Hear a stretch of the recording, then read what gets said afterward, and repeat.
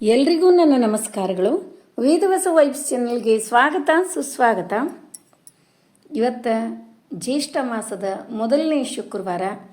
ಎಲ್ರಿಗೂ ಶುಕ್ರವಾರದ ಶುಭಾಶಯಗಳು.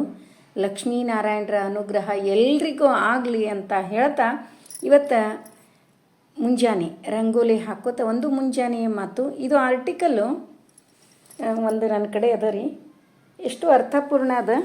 ಅದಕ್ಕೆ ಮುಂಜಾನೆ ಮಾತಿನ ಜಾಗದೊಳಗೆ ಇದನ್ನು ಓದಿದ್ರಾಯ್ತು, ಇದನ್ನು ನಿಮ್ಮ ಜೊತೆ ಡಿಸ್ಕಸ್ ಮಾಡಿದ್ರಾಯ್ತು ಅಂತ ತಿಳ್ಕೊಂಡು ಓದ್ಲಿಕತ್ತೀನಿ. ಎಷ್ಟು ಅರ್ಥಪೂರ್ಣ ಅದ ನೋಡ್ರಿ. ಊಟದ ತಟ್ಟೆಯಲ್ಲಿ ಎಂಜಲು ಬಿಡಬಾರ್ದು. ರಾಮಾಯಣದ ಪ್ರಕಾರ ಸೀತೆಯ ಹುಡುಕಾಟದ ಸಮಯದಲ್ಲಿ ಹನುಮಂತನು ರಾವಣನ ಅಡುಗೆ ಮನೆಯನ್ನು ಪ್ರವೇಶಿಸಿದಾಗ ರಾವಣನ ಎಂಜಲು ತಟ್ಟೆಯನ್ನು ನೋಡಿ ಅವನ ಸಾವು ಹತ್ತಿರದಲ್ಲಿದೆ ಎಂದು ಹನುಮಂತನಿಗೆ ಅರ್ಥವಾಯಿತು. ಏಕೆಂದರೆ ರಾವಣನು ತನ್ನ ತಟ್ಟೆಯಲ್ಲಿ ಮೊಸರನ್ನು ಎಂಜಲು ಬಿಟ್ಟಿದ್ದನು. ಊಟದಲ್ಲಿ ಎಂಜಲು ಬಿಡುವವರ ಆಯಸ್ಸು ಕ್ಷೀಣಿಸುತ್ತಾ ಹೋಗುತ್ತದೆ. ಬಹುಶಃ ಇದೇ ಕಾರಣಕ್ಕಾಗಿ ನಮ್ಮ ಪೂರ್ವಜರು ಊಟವಾದ ನಂತರ ತಟ್ಟೆಗೆ ನೀರು ಹಾಕಿ ಉಳಿದ ಅನ್ನದ ಕಣಗಳನ್ನು ಕಲುಕಿ ತಿನ್ನುತ್ತಿದ್ದರು. ಇದು ನೋಡ್ರಿ ಎಷ್ಟು ಖರೆಯದ. ನಮ್ಮ ಪೂರ್ವಜರು ರಿಯಲ್ ಸೈಂಟಿಸ್ಟ್ ಅಂತ ನಾವು ಯಾವಾಗಲೂ ಹೇಳ್ತೀವಿ, ಹೌದಿಲ್ರಿ? ವಿದ್ವಾಂಸರ ಪ್ರಕಾರ ತಟ್ಟೆಯಲ್ಲಿ ಆಹಾರವನ್ನು ವ್ಯರ್ಥ ಮಾಡುವುದು ಅನ್ನಪೂರ್ಣೇಶ್ವರಿ ಮತ್ತು ಲಕ್ಷ್ಮೀದೇವಿಗೆ ಮಾಡುವ ಅಪಮಾನವೆಂದು ಪರಿಗಣಿಸಲಾಗ್ತದೆ. ಹೀಗೆ ಮಾಡುವುದರಿಂದ ಆರ್ಥಿಕ ಪರಿಸ್ಥಿತಿ ದುರ್ಬಲಗೊಳ್ಳುತ್ತದೆ. ಅಷ್ಟೇ ಅಲ್ಲದೆ ಮನೆಗೆ ಬರುವ ಲಕ್ಷ್ಮಿಯು ಮುನಿಸಿಕೊಂಡು ಹೊರಟು ಹೋಗ್ತಾಳೆ. ಮಕ್ಕಳ ಮೇಲೆ ಕೂಡ ಇದು ಪ್ರಭಾವ ಬೀರ್ತದೆ. ಹೆಂಗಂದ್ರೆ ಊಟವನ್ನು ಎಂಜಲು ಮಾಡುವ ಮಕ್ಕಳು ಓದಿನಲ್ಲಿ ಹಿಂದುಳಿತಾರೆ. ಮನಸ್ಸು ಮೆಲ್ಲನೆ ಓದಿನಿಂದ ಸಂಪೂರ್ಣವಾಗಿ ವಿಮುಖ ಆಗ್ತದೆ. ಅಂದ್ರೆ ಮನಸ್ಸು ಓದ್ಲಿಕ್ಕೆ ಬರಂಗಿಲ್ಲ ಮಕ್ಕಳಿಗೆ. ಆದ್ದರಿಂದ ಮಕ್ಕಳಿಗೆ ಮೊದಲ ಬಾರಿಗೆ ಅವರು ಎಷ್ಟು ತಿನ್ನಬಲ್ಲರೋ ಅಷ್ಟನ್ನೇ ಹಾಕಿ ಕೊಡಬೇಕು, ಚೆಲ್ಲಷ್ಟು ಹಾಕಿ ಕೊಡ್ಲಿಕ್ಕೆ ಹೋಗಬಾರ್ದು. ಮತ್ತು ಗ್ರಹ ದೋಷಗಳು ಕೂಡ ಹೆಂಗೆ ನಮ್ಮ ಮೇಲೆ ಪರಿಣಾಮ ಬೀರ್ತಾವಂತಂದ್ರೆ ತಟ್ಟೆಯಲ್ಲಿ ಆಹಾರವನ್ನು ಉಳಿಸುವುದರಿಂದ ಶನಿದೇವನ ಕೋಪಕ್ಕೆ ತುತ್ತಾಗಬೇಕಾಗ್ತದೆ. ಇದರೊಂದಿಗೆ ಚಂದ್ರನ ಅಶುಭ ದೃಷ್ಟಿಯು ವ್ಯಕ್ತಿಯ ಜೀವನದ ಮೇಲೆ ಬೀಳತೊಡಗ್ತದೆ. ಚಂದ್ರನ ಅಶುಭ ಪ್ರಭಾವದಿಂದ ಮಾನಸಿಕ ಕಾಯಿಲೆಗಳು ಕೂಡ ವ್ಯಕ್ತಿಯನ್ನು ಆವರಿಸಿಕೊಳ್ಳಬಹುದು. ಇದಲ್ಲದೆ ನಾವು ಪ್ರಯಾಣದ ಸಮಯದಲ್ಲಿ ಎಂಜಲು ಆಹಾರವನ್ನು ಎಸೆದರೆ ನಮ್ಮ ಕೆಲಸಗಳು ಎಂದಿಗೂ ಪೂರ್ಣಗೊಳ್ಳುವುದಿಲ್ಲ, ಅಥವಾ ಆಗುವ ಕೆಲಸಗಳು ಕೂಡ ಕೆಡಲು ಪ್ರಾರಂಭಿಸುತ್ತವೆ. ತಟ್ಟೆಯಲ್ಲಿ ಆಹಾರವನ್ನು ವ್ಯರ್ಥ ಮಾಡುವುದರಿಂದ ವ್ಯಕ್ತಿಯು ಪಾಪಕ್ಕೆ ಭಾಗಿಯಾಗ್ತಾನೆ. ಮತ್ತು ತಟ್ಟೆಯಲ್ಲಿ ಏನೂ ನಾವು ಊಟಕ್ಕೆ ಹಾಕ್ಕೊಂಡಿರ್ತೀವಿ, ಏನೂ ಬಿಡ್ಲಿಕ್ಕೆ ಹೋಗಬಾರ್ದು. ತಟ್ಟೆಯಲ್ಲಿ ಎಷ್ಟು ಬೇಕೋ ಅಷ್ಟನ್ನೇ ಹಾಕಿಕೊಳ್ಳಬೇಕು ಮತ್ತು ಆಹಾರವು ಎಂದಿಗೂ ವ್ಯರ್ಥ ಆಗದಂತೆ ನೋಡಿಕೊಳ್ಳಬೇಕು.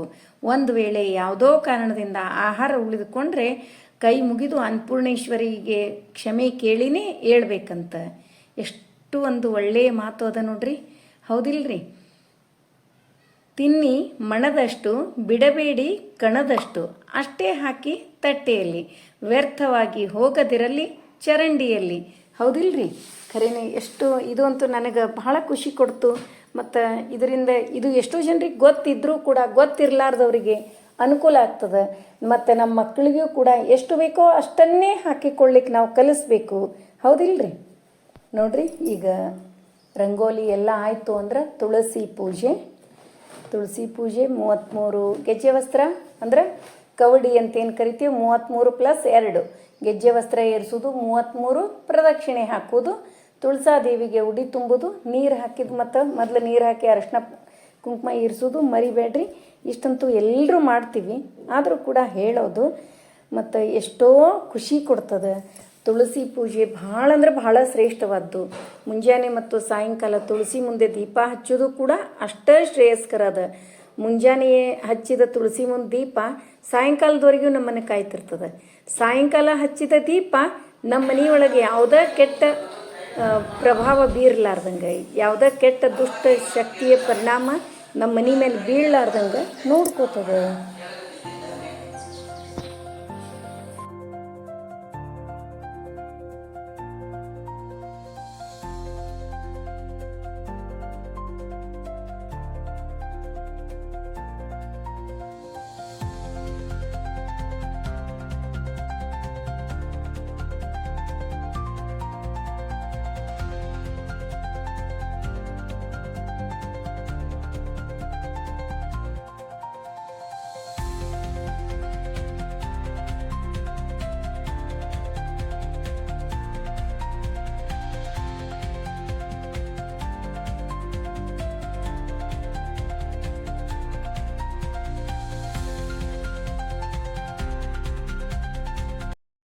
ಈಗ ನೋಡ್ಲಿಕ್ಕತ್ತಿದ್ದು ಇವತ್ತಿನ ಲಕ್ಷ್ಮೀ ಪೂಜಾ ನೋಡ್ರಿ.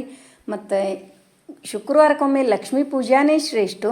ಅದರೊಳಗೂ ಶ್ರಾವಣ ಮಾಸ ಎಲ್ಲ ಮಾಸದೊಳಗೂ ಅದು ಹಾಗೇನೆ ಜ್ಯೇಷ್ಠ ಮಾಸದೊಳಗೂ ಲಕ್ಷ್ಮೀ ಪೂಜಾ ಭಾಳ ಅಂದ್ರೆ ಭಾಳ ಶ್ರೇಷ್ಠವಾದ್ದು. ಮತ್ತು ದಿನನಿತ್ಯದ ಅಧಿಕ ಮಾಸ ರಂಗೋಲಿನೂ ಹಾಕಿನಿ ನೋಡ್ರಿ.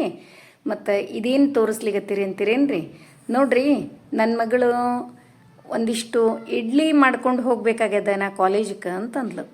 ಹಾಗಾಗಿ ನಾ ಆಯಿತು ಅಂತ ತಿಳ್ಕೊಂಡು ಆಕಿನೇ ನೆನೆ ಹಾಕಿದ್ಲು. ಒಂದು ಸಣ್ಣ ವಾಟಕಾದ್ಲೆ 1 ವಾಟಕ ಉದ್ದಿನಬೇಳೆ, 1 ವಾಟಕ ಹೆಸರು ಬೇಳೆ ನೆನೆ ಹಾಕಿದ್ಲು. ಮಿಕ್ಸಿ ಕೂಡ ಆಕಿನೇ ಹಾಕ್ಯಾಳ. ಎವ್ರಿಥಿಂಗ್ ಇಡ್ಲಿ ಪ್ರಿಪ್ರೇಷನ್ ನನ್ನ ಮಗಳದ್ದೇ ಅದ. ಹಾಗಾಗಿ ಆಕಿನೇ ಹಾಕಿದ್ಲು.